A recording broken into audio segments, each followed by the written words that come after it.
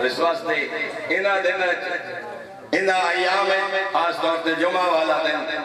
فرمایا امامہ پگڑی نال نماز پڑھی جائے، خوشبو استعمال کی، مستحب ہے خوشبو استعمال کرنا، حتیٰ کہ جمعہ والے دن حکم ہے ناخن اتارنا، ناخن اتارے جامن،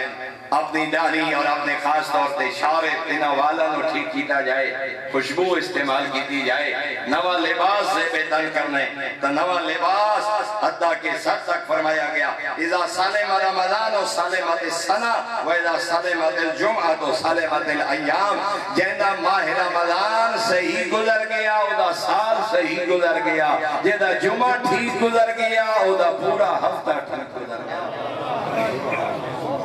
حتیٰ کہ ساتھ تک حکم ہے کہ غسل جمعہ کرو، معصوم نے فرمایا پانی مول بھی خریدنا پوے تاں بھی غسل جمعہ کیتا ہے۔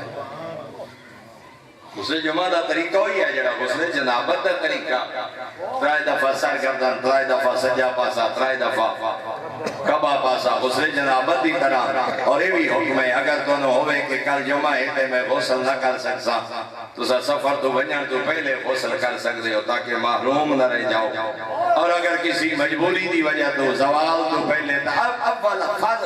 پہلا حکم ہے زوال تو پہلے، طلوع تو بعد،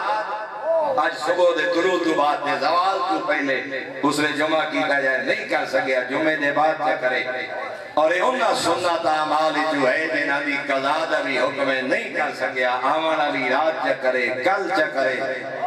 اگر غسل جمعہ نو ادا کرے۔ اور اس ذات تک معصوم نے فرمایا جیڑا بندہ 40 جمعے لگاتار غسل جمعہ کرے اللہ دے وجود نو قبر دے کیڑیاں دے حرام قرار دے چھے۔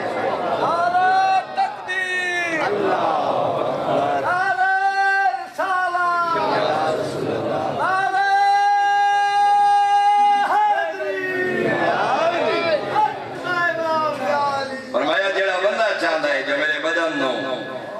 قبر دی مٹی نقصان نہ پہنچاوے، فرمایا انہوں چاہیے جو 40 جمعے لگاتار غسل جمعہ کرنے والا خالق کو دی بدن نو قبر دے وچ بھی محفوظ ہے۔